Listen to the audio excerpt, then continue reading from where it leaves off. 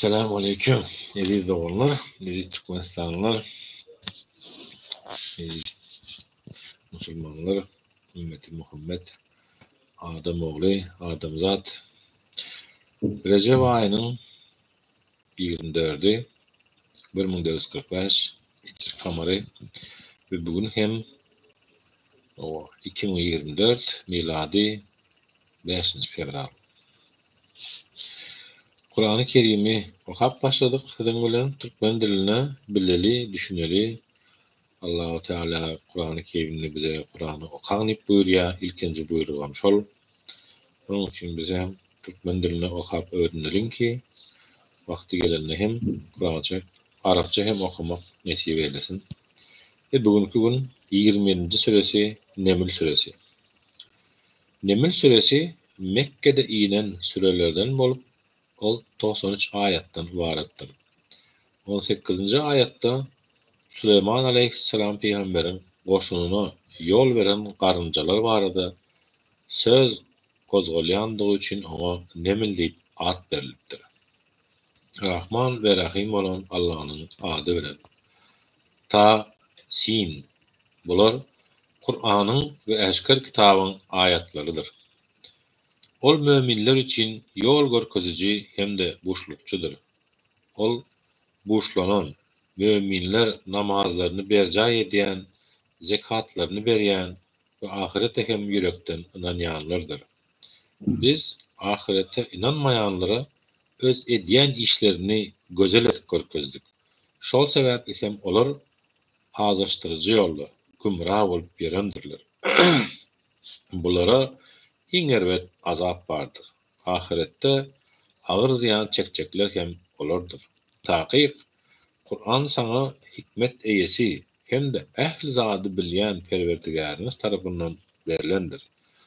Musa aleyhisselam öz maşgalasyna "Men bir ot gördüm. Töwereginde adam bar bolsa, men size şondan bir habar getireýin. Ýa-da ýylanmagyňyz üçin ýanyp duran bir köz getireýin" diýdi. Onuň ýanyna gelende biz ona onuň ýanyndakylar we onuň töweregindäkilere haýyr bereket bolsun. Alemlerin Perwerdigary bolan Allah ähli nosanlyklardan päkdir. Ey Musa aleyhisselam, taqiq ben gudraty güýçli we hikmet eýesi bolan Allah'dyryn. Hasany ýere okla diýip seslenildi.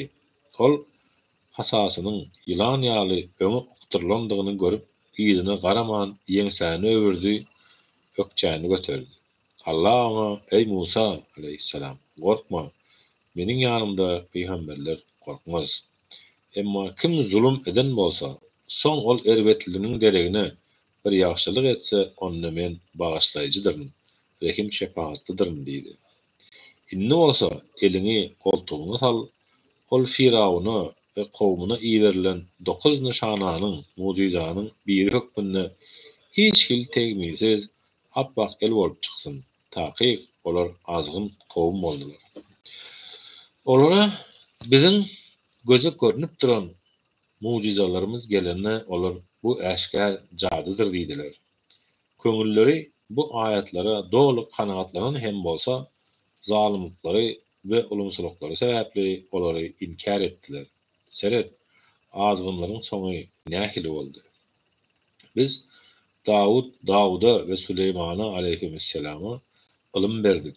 Olar bizi mümin bendelerinin köpsünden üstün tutan Allah hamdü sena olsun diýdiler.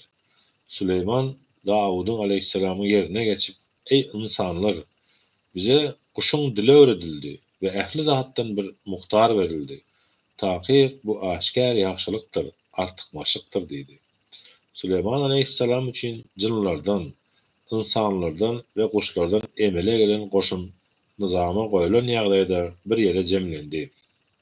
Olar garynjalarynyň gülgesine yetenlerinde bir garynja "Ey garynjalar, öýleriňize girin.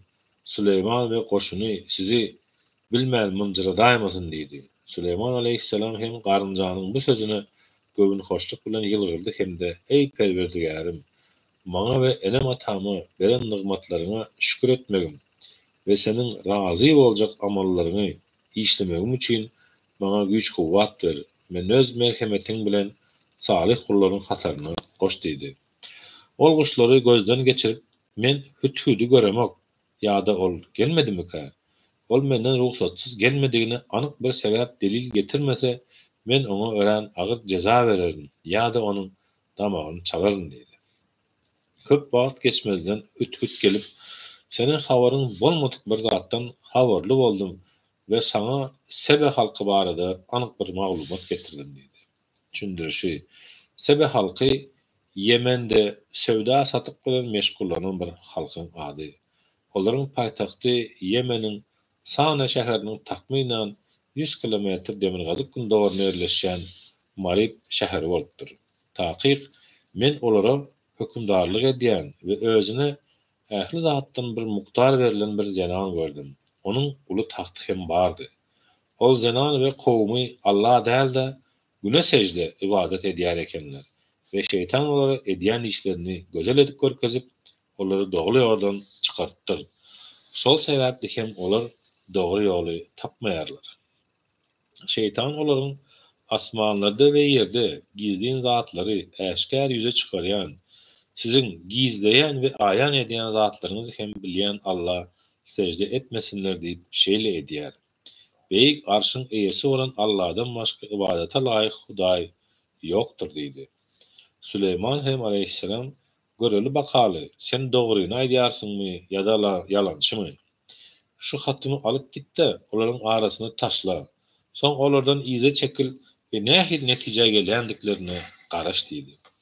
Sebe halkynyň hökümdary, ey adamlar, maňa ähmiýetli bir hat taşlandy.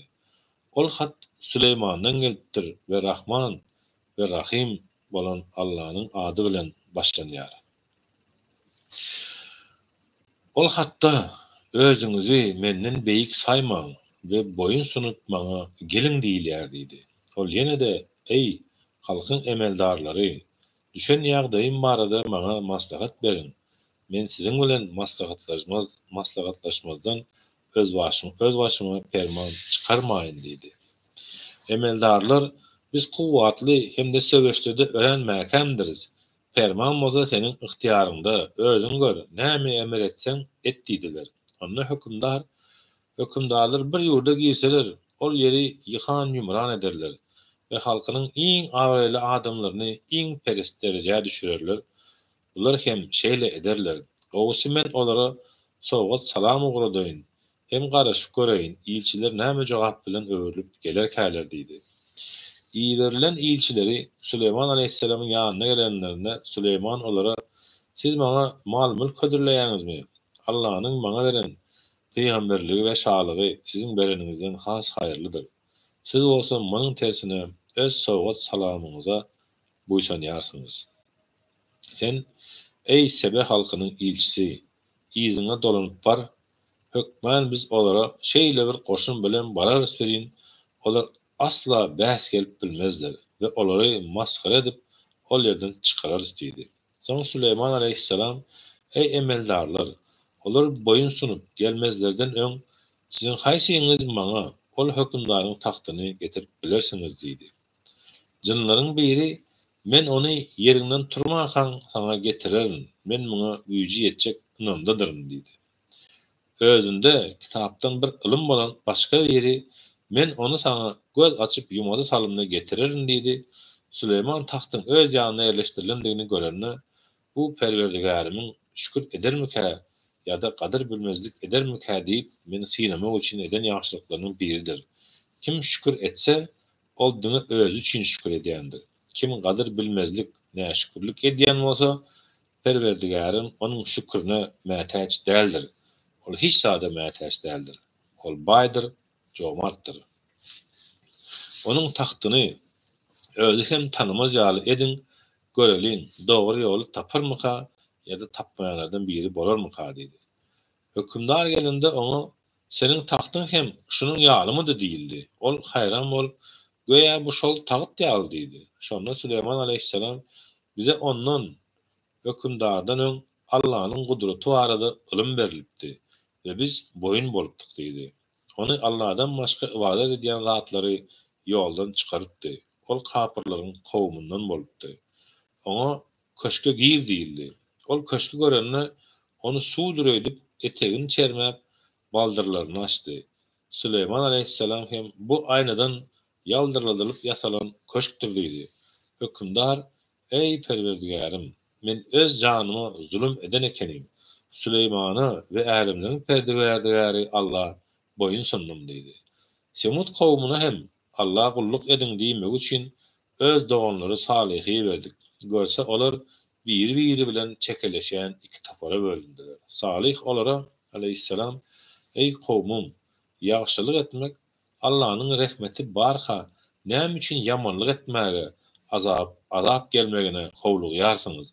Käşke merhamet edilmegiňiz üçin Allah'dan özüňizi bagyşlamagyňyzy dileseňiz bolmadymy diýdi. Kowmum bolsa, sen we ýanyndakylar bize şowsuzluk getirdiňiz diýdiler. Onda Salih aleyhisselam, sizin şowluluk diýen zadyňyz Allah'ın ýanyndadyr. Hayır şer ondandyr. Siz sinagdan geçen bir kowmsuňyz diýdi. Ol şäherde 9 sany emeldar bardy. Olar hem yer ýüzünde diňe bozoklyk edip hiç bir düzü iş etmeýärdiler. Olar öz aralaryna Allah'ın adından kasam edişip giýje onun Salih'in aleyhisselam ve maşgalasynyň öýüni basyp onu öldürelim. Soň hem hosaryna biz Salih'in aleyhisselam maşgalasynyň öldürilen wagty şol ýerde däldik. Biz dogrymy aýdýarys diýeris diýdiler. Şeýdip olar özleriçe hile gurmadylar. Biz hem duýman durkalar olara bir hile gurmadyk. Olaryň guran hileleriniň netijesi nähili bolupdyr bir gör. Biz olary hem kowumlaryny hem bilelikde ýok etdik. Ine olaryň zulümleri sebäpli çökün harabaçylyga öwrilen öýleri taqiq munna bilýän kowum üçin ibret bardyr. İman getirenleri ve Allah'dan korkanları olsa halas ettik. Biz Lut aleyhisselamy peygamber edip ýerdik. Şonda ol öz kowmuna, siz akylyňyz ýetip durka bozgoklyk edýärsiňizmi? Siz indi aýarlary taşlap, uly isleg bilen erkeklere ýanaşýarsyňyzmy? Ýok, taqiq siz nadan kowmsuňyz diýipdi. Kowmunyň ona beren jogaby, Lut'un neveresini owaňyzdan çykaryň, çünki ol arassaçyl insanlar ekeni diýmek boldy. Biz onun aýalyndan galan ähli maşgalasyny halas etdik. Aýalyna bolsa izde galanlardan, helak bolanlardan bolmagy ýazgyt etdik. Olaryň üstüne aýylgynç, daşly ýagyş ýagdyrdyk. Öňden duýduruş edilenleriň üstüne daş ýagmagy nähili erwed eken. Ey Muhammed aleyhissalatu vesselam, sen Allah hamdü sena olsun ve onun saylap seçen gullaryna salam olsun. Allah has hayırlymy ýa-da olaryň şärik goşýan zatlarymy has hayırly? Sizin Allah şärik goşýan hudaýlaryňyz hayırlymy ýa-da asmanlary we ýeri bar eden, siz üçin asmandan su indirip, onun bilen sizin güýjüňiz ýetmejek göwün açyjy bağ-bakçalar ýetişdiren has hayırlymy? Allah'ın ýanynda başga hudaý bolup bilermi? Ýok. Dogrusy olar Allah şärik goşup dogry ýoldan çykan bir kowumdur. Sizin Allah şärik goşýan ýa-da yer ýüzüni ähli canly jandar meniň mesken eden, onuň arasyndan derýalar aktyran, yer ıranmazlygy üçin daglary yaradan we iki deňiziň arasyna perde goýan Allah has hayırlymy? Allah'ın ýanynda başga hudaý bolup bilermi? Ýok. Dogrusy olaryň köpsi bu zatlary bilmeýärler. Sizin Allah şärik goşýan ýa-da kyn günde galyp diňe özüni Allah'ny kömege çağıryan bendäniň dilegini kabul eden, kynçylygyny aýyran we sizi ýer ýüzüniň dolandyrjylary eden Allah has hayırlymy? Allah'ın ýanynda başga hudaý bolup bilermi? Ýok. Nähili az pikir edýärsiňiz? Sizin Allah şärik goşýan ýa-da gury ýerleriň we deňizleriň tümlügini sizi dogry ýola gönükdiren we öz merhemetiniň ýagşynyň öňünden ýelleri ýagşyň öňünden ýelleri boşlukça edip ýiberen has hayırlymy? Allah'ın ýanynda başga hudaý bolup bilermi? Allah olaryň şärik goşýan zatlaryndan daşdyr, päkdir. Sizin Allah şärik goşýan ýa-da yaratmagy ilkinji başladan, soň hem onu izine gaýtarýan, yaradýan, öldürýän, soň ýene-de dirildiýän, asmandan we ýerden size rızkyl berýän has haýyrlymy? Allahyň ýanyna başga Hudaý bolup bilermi? Sen olara eger dogruçul bolsaňyz takyk deliliňizi getiriň diýip aýt. Sen aýt, Allahdan başga asmanlardaky we ýerdäki hiç bir kişi gaýby görünmeýäni bilip bilmez. Olar haçan dirildiljeklerini hem duýup bilmezler. Belki olaryň ahiret hakyndaky ilmlary yeterliklidir. Ýok, olar bu barada şüphededirler. Bu barada olar kördürler. Gapyrlar, heýde biz hemde ata-babalarymyz ölüp toprak bolarmyzdan soň täzeden dirildilerismi? Bu täzeden dirildilme meselesi bize we ata-babalarymyza mundan öň hem duýdurulupdy. Bu öňküleriň ertekilerinden başga zat däldir diýdiler. Sen olara ýeriň ýüzüne aýlanyň hemde günäkärleriň soňy nähili bolupdyr görüň diýdi. Olar üçin gynanma we olaryň guran duzaklary sebäpli darykma. Olar eger dogry aýdýanlardan bolsaňyz, wada berýän bu kıyamatyňyz haçan gelýär diýerler. Sen hem olara aýt. Siziň derre bolmagyny isleýän zatlaryňyzyň bir bölegi belki de eýýän depäňizden injek bolup durandyr. Takyk seniň Perwerdigäriň insanlara ýagşylyk edýändir. Ýöne olaryň köpsi şükür etmezler. Takyk seniň Perwerdigäriň olaryň ýüreklerini gizleýän zatlaryny hem aýan edýän zatlaryny hem ikussuz bilýändir.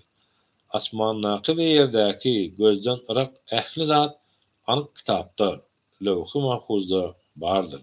Takyk bu Kur'an İsrail oğullarına özlerinin düşünüşmedik meselelerinin ençesini gurrun berýändir. Takyk ol Kur'an möminler üçin ýol belet hem de rahmettir. Takyk seniň Perwerdigäriň olaryň ýagny Israil oğullarının arasyny öz hökmü bilen çözer. Ol gudraty güýçlidir, ähli zady bilýändir.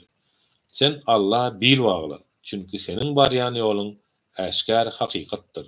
Sen sözlerini ölülere eşitdirip bilmersin ve eger izlerini öwürlen bolsalar, kerlere hem eşitdirip bilmersin.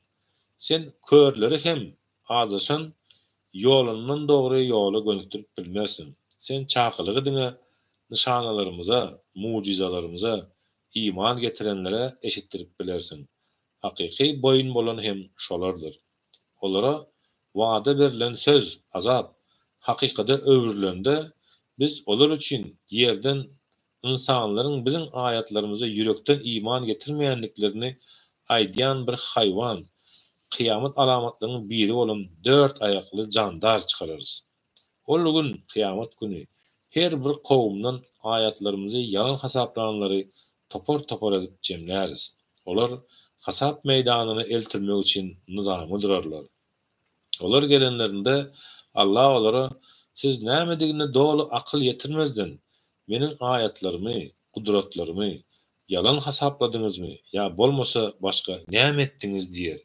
Eden zulümleri sebäpli olara wada berilen söz, azap hakykada öwrülendir. Indi olar gepläp hem bilmezler. Olar biziň giýjäni dinç almaklary üçin gündüzi bolsa ýaktyldyjy edip yaradandygymyzy görmeýärlermi? Takyk munda iman getiren kowum üçin ibrat bardyr. Sura üflenip Allahyň isleýän kişilerinden başga asmanlardaky we ýerdäki kişileriň hemmesi ölüme eltýän uly gorka düşjek we hemmeleriň ona boyun egip geljek gününi ýatlan. Sen daglary görüp hereketsizdir öýdersiň. Aslında bolsa olar bulutlar ýaly hereket edýändir. Bu ähli zady mäkämeden Allahyň sungatydyr. Takyk ol siziň edýän ähli işleriňizden habardardyr. Kim Allahyň huzuruna haýyr sogap işleri bilen gelse, onu ol sogabyndan has haýyrlysy bardyr. Olar kıyamatyň ilhinç korkusundan hem aman esen bolarlar. Kim erbet günä işleri bilen gelse, olar yüzünligine dozaha oklanarlar. Olara size jogap hökmünde öz eden işleriňizden başga zat berilermi diýler. Ey Muhammed aleyhissalatu vesselam, sen Maňa öz mukaddes eden şu şäheriň Mekkäniň perwerdigarine we ähli zat özüne degişli bolana ibadet etmegim emir edildi. Meniň boyun egenlerden bolmagym hem emir edildi. Ýene-de maňa insanlara Kur'any okamagym emir edildi diýi. Kim dogry ýola girse, ol özü üçin girendir. Kim dogry ýoldan çyksa, sen oňa men diňe duýdurjarym diýip aýt. Şunu hem aýt, Allah hamdy sena bolsun. Ol size öz ayatlaryny, gudratlaryny görkezer. Siz hem şonda olary görüp Allah'ny tanarsınız. Senin perwerdigaryň siziň edýän işleriňizden gapyl däldir. Sadakallahul azim. Neml suresini okuduk ve 28. Kasas suresine geçer sevgili. Kasas suresi Mekke'de inen sürelerden bolup ol 88 ayetden ibaretdir. Sürede Musa aleyhisselam peygamberin çağalıktan bäri ýaşaýşy, hak dine inananlaryň ýeňşi ve dünya malyny anam etmeli däldiği beýan edilýär. Sürede Musa aleyhisselam peygamber barada kıssalar beýan edilýändiги üçin sura Kasas diýip ad berilipdir. Bu söz sürenin 25. ayetinde agdyrylýar. Rahman ve Rahim bolan Allah'ın adı bilen. Ta, sin, mim. Bular Eşkar kitabın ayetleridir. Ey Muhammed aleyhissalatu vesselam, iman getiren kowum üçin biz sana Musa aleyhisselam bilen Firavun'un habaryny hakykati bilen okap berýäris. Taky Firavun ýeriň ýüzünde ulumsuluk ve zulüm etdi. Ýurdanyň halkyny bölek etdi. Olaryň bir toparyny İsrail oğullaryny eziyet çekdirýärdi. Olaryň oğullaryny öldürýärdi we aýallaryny hyzmat etdirmek üçin diri goýýardy. Elbetde ol Firavun bozgak kişilerden boldy. Biz bolsa şol ýerdäki eziyet çeken adamlara ýagşylyk etmek, olary ýol boşçylar hemde yerlerine miras düşerler etmek isleýärdik. Şeýlekem olary şol ýere ýerleşdirip Firawuny, Hamany we bularyň goşunyny öz gorkýan zatlaryny başlaryna getirip görkezmek isleýärdik.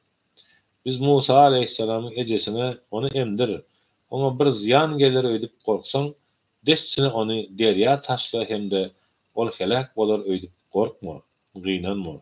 Biz onu hökmän sana gaýtaryp bereriz ve onu peygamberlerden eýläris diýip wahy etdik. Onu Musa aleyhisselamy Firawunyň maşgalasy özlerine düşman we gaýgy alada bolmak üçin deňizden tutup aldylar. Elbette Firawun, Haman we olaryň goşunlaryny ýalňyşdyrdylar. Elbette Firawun, Haman we olaryň goşunlary ýalňyşypdylar. Firawunyň aýaly, bu çağa meniň üçinem, seniň üçinem göz gubanjymyz bolar, onu öldürmäň. Belki onuň bize nepi deger, ýa-da onu ogullyk alyrys diýdi. Olaryň hiç zatdan habarlary ýokdy. Musa aleyhisselamyň ejesiniň kalby Musanyň gaýgysyny başga zatlardan boşap galypdy. Eger biz onuň inananlardan, möminlerden bolmak üçin gowdüni hatyrjam etmedik bolsadyk, ol Musanyň aleyhisselam öz oguldygyny aýan ederdi. Ol şol wagda Musa aleyhisselamyň uýasyna onu izarly diýipdi. Ol hem uzakdan synlap durupdy ve Firawunyň maşgalasy mundan bihabardy. Biz Musa aleyhisselama süýt emdiren enekeleri emmegi öňden gadagan etdik. Şonda ol Musanyň uýasy gelip, men onu emdirmegi we terbiýelemegi boýnuna aljak bir maşgalany size salgy bereýinmi? Olar bu çağa nädip ulaltmak işine maslahatçy hem bolarlar diýdi. Şeýdip biz gözü aydın bolsun, gynanmasyn we Allah'ın wadasynyň hakdygyny bilsin diýip Musa aleyhisselam öz ejesine gaýtaryp berdik. Ýöne olaryň köpsi muny bilmeýärler. Ol kämillige ýetip, akyl käsesi dolandan soň biz ona hikmet we ilim bagyş etdik. Biz salyklary şeýle syýlaglaýarys. Musa aleyhisselam şäheriň ýaşaýjylarynyň zatdan bir habar wagty şähere girdi ve ol ýerde iki adamyň uruşýandygyny gördü. Olaryň biri öz kowmundan we beýlekisi bolsa düşmanyndan. Şol pursat kowmundan bolan adam düşmanyna garşy ondan Musadan kömek sorady. Şonda o Musa bir ýumru vurdy, Ol hem bu sebäpli dessine can berdi. Musa aleyhisselam bu şeytanyň işdir. Elbette ol şeytan yoldan çıkaryan eşkär düşmandır diýdi. Ol ýene de ey Perwerdigarim, men takyk öz janymy jebir etdim. Maňa merhemet et.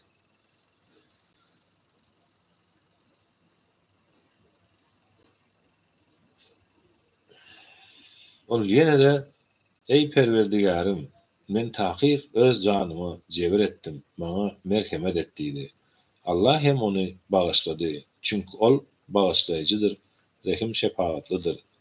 Yine ol, ey Perwerdigarim, senin maňa içiren nygmatlaryň üçin men indi hergiz günäkär adamlara kömekçi bolmaryn diýdi.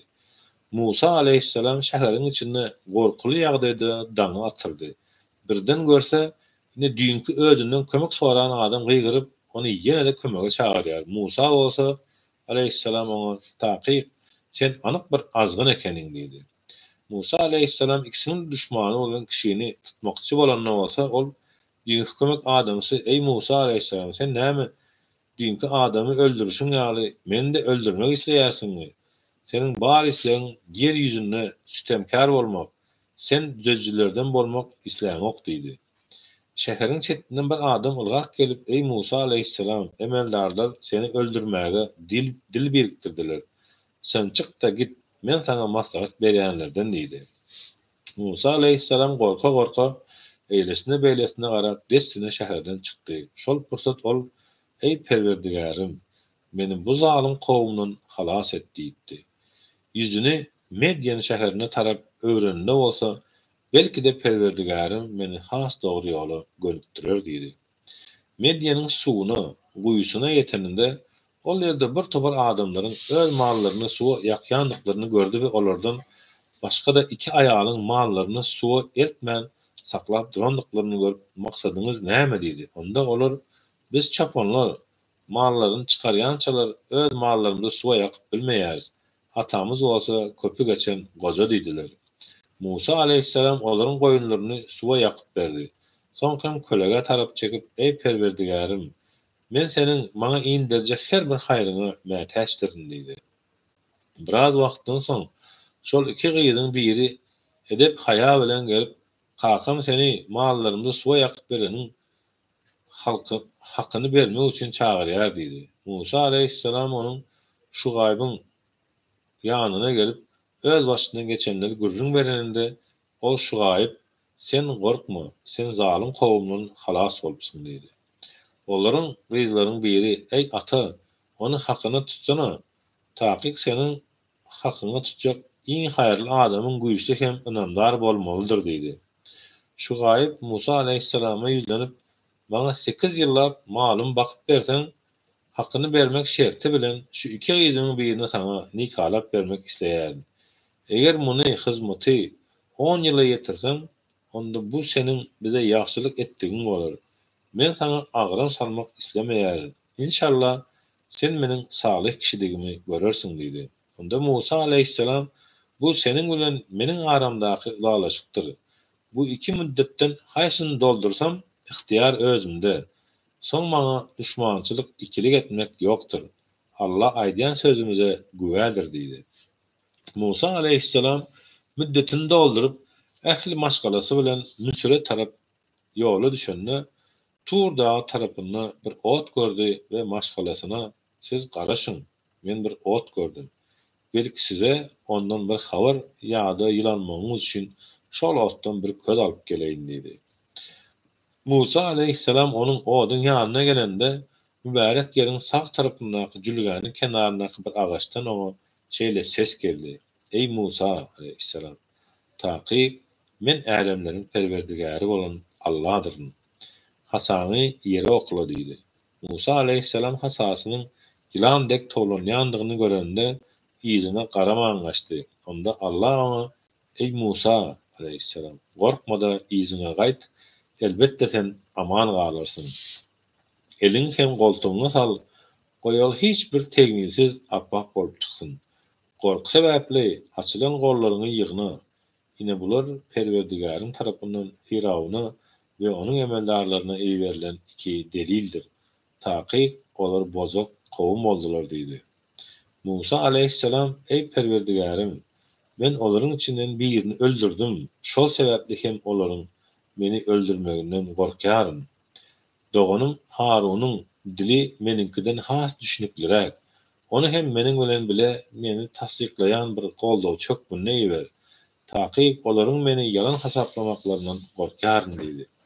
Allah, biz doganyňy hem sana goşmak bilen senin kuwwatyny hasda güýçlendiririz. Hem de ikiňize sultanlyk bereriz. Olar biziň görkezjek gudratlarymyz sebäpli size elde bilmezler. Netijede siz hem size eýerenler hem üstün çıkarlar diýdi. Musa aleyhisselam olara biziň äşkär ayet nişanlarymyzy getiren de olar. Bu toslanyp tapylan jadydan başga da däldir. Biz öňki ata-babalarymyzdan muny hiç eşitmendik diýdiler. Musa aleyhisselam meniň Perwerdigarim öz ýanyndan dogrulygy, hak dini getireniň kimliginde ahiret diýarynyň kimiň peýdasyny boljakdygyny hem bilýändir. Elbetde zalimler maksatlaryna yetmezler diýdi. Firaun, ey emeldarlar, men siziň üçin menden başga Hudaýyň bardygyny ikrar edýän däldirin. Ey Haman, meniň üçin palçygyň üstünde ot ýakda Musanyň Hudaýyna aralaşmagym üçin maňa bir kerpiçden bir din ýasa. Ýöne ol bir yalançy muhadi ýärin diýdi. Firaun we onuň leşkerleri haklary bolmasa da yer ýüzünde menmenlik etdiler we özleriniň bile gaýtarylyp getirmejeklerini güman etdiler. Biz hem ony we leşkerlerini tutup deňize taşladyk. Gör bak, zalimleriň soňy nähil bolýar eken. Şeýdip biz olary dowzaga çagyrýan ýolbaşçylar etdik. Kıyamet gününde hem olara yardım berilmez. Biz bu dünýäde hem olaryň ýyzyna näleti dakdyk. Kıyamet gününde hem olary hiç kim halamaz. Olary mundan öwüt almaklary üçin öňkü nesilleri hellak edenimizden soň biz insanlar üçin tähim, dogry ýol we merhemet hökmünde Musa kitaby, Tewraty berdik. Ey Muhammed aleyhissalatu vesselam, biz Musa aleyhisselama emri berenimizde sen bizim onun bilen wadalaşan yerimizin Günbatar tarapynda däldin. İnkar ediciler senin Günbatar dağdan bu habary alıp gelendiňi aýdar ýaly we muňa şaýat hem bolmandy. Ýöne biz täze nesilleri dünýäge getirdik. Olaryň üstüne hem ençe ömürler geçti. Şeýdip olar Allahyny unutdular. Sen Medyen iliniň arasynda hem oturup olara biziň ayatlarymyzy okap bermändin. Ýöne bu gelip geçen peýgamberleriň ählisini iý beren bizdiriz. Olaryň habaryny hem iň gowy bilýän we sana ýetirýän hem bizdiriz. Biz Musa aleyhisselama ýüzlenýän wagtymyz hem sen Tur dagynyň ýanynda däldin. Ýöne sen Perwerdigariň tarapyndan bir merhemet hökmünde olaryň öwüt almaklary üçin özüňden öň hiç bir duýdurujy gelmedik kowma duýduruş bermek üçin iýerildin. Eger olaryň başlaryna öz eden etmişleri sebäpli bir bela, musibat gelsedi, olar ey Perwerdigarymyz, käşke bize bir peýgamber iý bersedin. Senin ayatlaryny eýererdik we iman getirenlerden bolardyk diýerdiler. Olara bizim tarafımızdan hakikat peýgamber gelende bolsa olar käşke Musa aleyhisselama berilen zatlar, gudratlar ýalysy oňa da berilsedi diýerler. Olar bular bir-birine kömek edýän iki jadygoýdyr. Biz bularyň hemmesini inkar edýäris diýmek bilen Musa aleyhisselama berilen zatlar, gudratlary hem inkar etmendilermi? Sen olara eger siz dogruçul bolsaňyz bu ikisinden Tewratdan we Kur'andan has dogry bir kitap getirin. Men hem şoňa eýereýin diýip aýt. Eger olar sana jogap berip bilmeseler, bilip goý, olar jogap hem berip bilmezler. Olar diňe öz höweslerini eýerýändirler.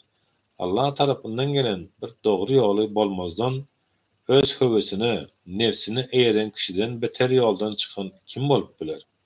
Allah zalim kowmy hergiz dogry ýola salmaz. Biz olaryň insanlaryň öwüt nesihat almaklary üçin sözü wahyny olara bölek halda giňişleýin ýetirendiriz. Bizim ondan, Kur'andan öň özlerine kitap, Tövrat, İncil berenlerimiz Yahudiler we Nasranylar hem oňa Kur'ana iman getirerler.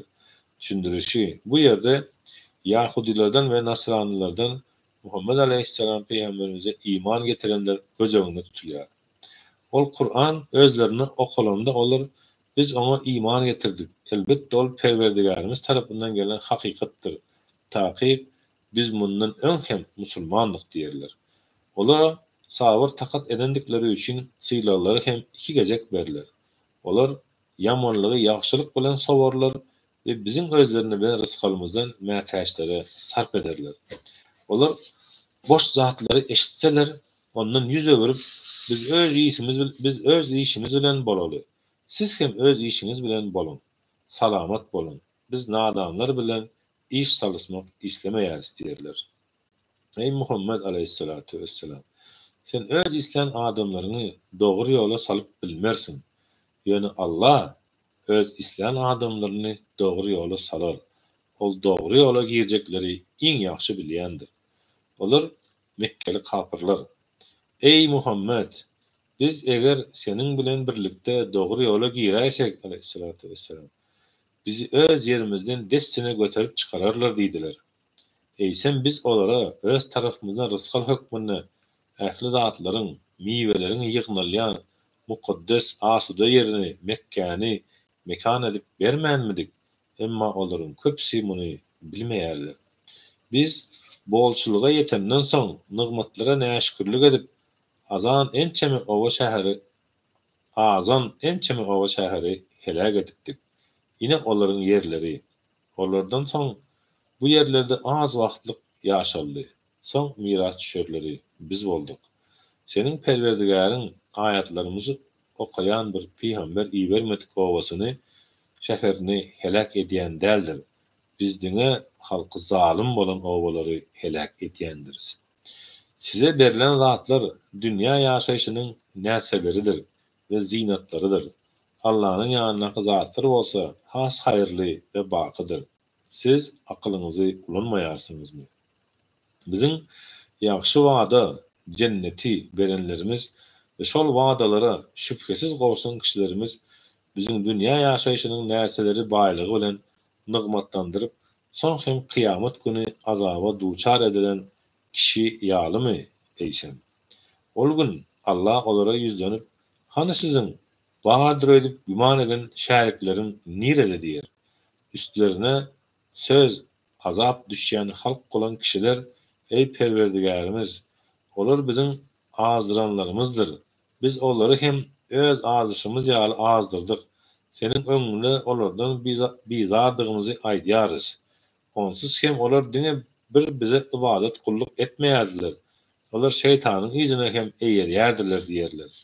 Olara şäheriklerinizi çağırın, sizi azapdan halas edip bilýärlermi diýerler. Olar dessine şäheriklerini çağırsalar da olar bulara jogap bermezler. Şonda olar adabyň başlaryna ýetip gelindigine göz ýetirip galyrlar. Käşke dogry ýola giren bolsadylar, beýle azaby görmezdiler. Ol gün Allah ýene de olara ýüzlenip, "Siz peýgamberlere nähili jogap berdiňiz?" diýer. Şol gün habarlar we dililler, ýagny özlerini aklayan bahanalar görünmez gizliň bolar. Biri-birilerinden hem hiç saat soraşyp bilmezler. Emma eger de kim towba edip iman getirse we ýaxşy işleri etse, belki ol üstünlüge yetenlerden bolar. Senin Perwerdigaryň isleýän zadyny yaradar we saýlar. Olaryň saýlamagy hukugy ygtiýary ýokdur. Allah olaryň şärik goşýan zatlaryndan päkdir we beýikdir. Senin Perwerdigaryň olaryň yüreklerinde gizleyen zatlaryny hem äşkär eden zatlaryny hem bilýändir. Ol özünden başga ibadata laýyk hiç bir hudaý bolmadyk Allah'dır. Owal da ahirde, dünýäde we ahirette hamdy sena ýalňyz onuň özüne mahsusdur. Ähli barlyklara hökm etmek hem diňe onuň ygtiýaryndadyr. Siz hem oňa dolanyp bararsyňyz. Ey Muhammed Aleyhissalatu vesselam, sen olara hakykaty habar berin. Eger Allah giýjäni kıyamata çenli dowamly edip üstüňizde goýsa, Allah'dan özge size ýaktylygy getirip biljek Hudaý kim? Eşitmeýärsiňizmi diýip aýdy. Ey Muhammed aleyhissalatu vesselam, sen ýene de olara hani habar berin. Eger Allah gündüzi kıyamata çenli dowamly edip üstüňizde goýsa, Allah'dan özge size içinde dinç alyan giýjeğinizi getirip biljek Hudaý barmy? Muňa aklyňyz ýetmeýärmi diýip aýdy. Sizin üçin giýjäni we gündüzi dinç almaňyz hemde zähmet çekip onuň peýdasyndan rızkalygyňyzy kazanmagyňyz we şükür etmeňiz üçin yaratmak hem onuň merhemetinden nişandyr. Ol gün Allah olara yüzlenip, hani sizin meniň şäriklerim digini güman eden hudaýlaryňyz nerede diýer. Biz her bir ümmetden bir şaýat çykararys. Olara hani delillerinizi getirin diýeriz. Şonda olar hakikatin yalnız Allah degişligini toslap tapan hudaýlarynyň bolsa ýitip gidendigini bilip galarlar. Karun hem Musanyň kowmundandy. Ol olara kowma garşy azgynlyk etdi. Biz ona şeýle bir hazinalar berdik berýin. Bu hazinalaryň özüni däl, diňe açarlaryny göterende hem onuň güýçli kowwatly bir topar insanynyň bili bükülýärdi. Şol sebäpli kowumdaşlary ona sen menmenlik etme. Taky Allah menmenlik edýänleri halamaz. Allah'ın özüne veren baýlygyndan zekat sadaka verip, ahiret ýurduny hem gözle. Dünýäden hem nesibäňi unutma. Allah'ın sana ýagşylyk edişi ýaly. Sen hem Allah'ın bendelerine ýagşylyk et. Ýeriň ýüzünde bozgoklyk döretme. Taky Allah bozgoklary halamaz diýipdiler. Ol baýlyk maňa diňe özünde bolan ilm sebäpli berildi diýdi.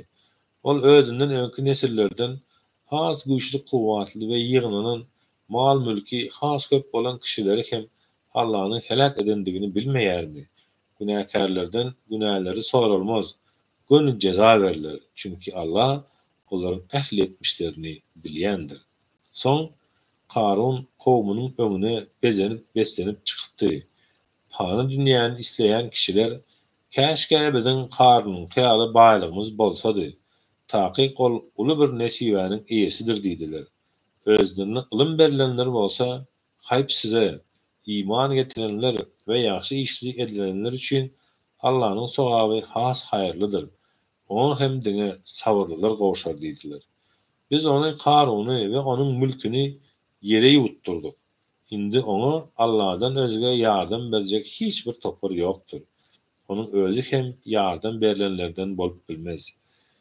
Düýün hem onuň ýerinde bolmagy arzu edenler seher bilen görsene Allah bendeleriniň içinden isläne bol rızkyl berer, isläne de rızkyny daraldar eken. Eger Allah bize merhamet etmedik bolsady, bizi de ýer ýuwdardy. Görsene, kapırlar maksadyna ýetmez ekenini diýişip gördüler. Biz ahiret ýurdunyň ýeriň ýüzünde ulumçylyk etmeýän we bozgoklyk etmeýän kişiler üçin ýaratyp goýdyk. Ýaxşy dereceler takwalaryňkydyr. Kim salih amallar bilen gelse, onuň üçin ondan has gowsy beriler. Kim erwet amallar bilen gelse, olar diňe öz eden amallarynyň öwezini, hakyny, jazasyny alarlar.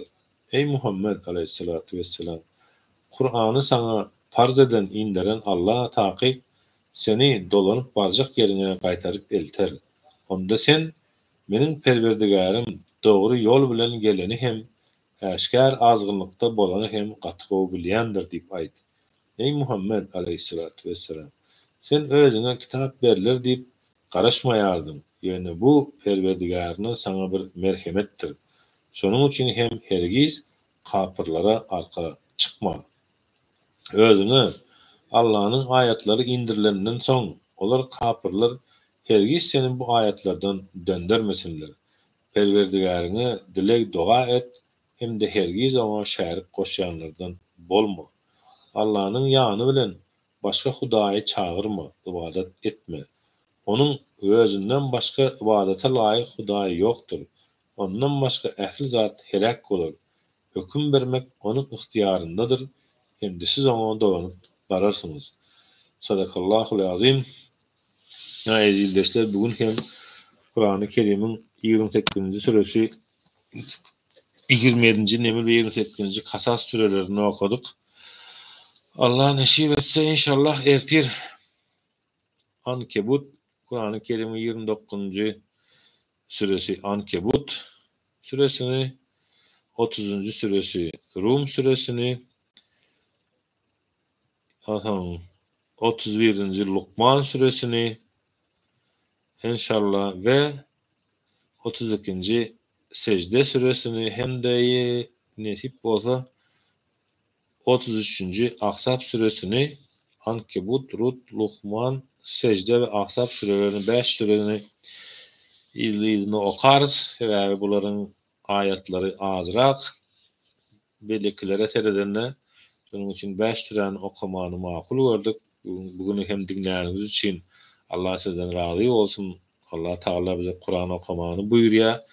Kur'an'ı okan bendelerim diye göz yetirin ahirete diye yanıda da okak geçişimiz ýaly Kasas suresinin sonki ayetlerini şimdi şuna ýadır aýdyp geçeýin.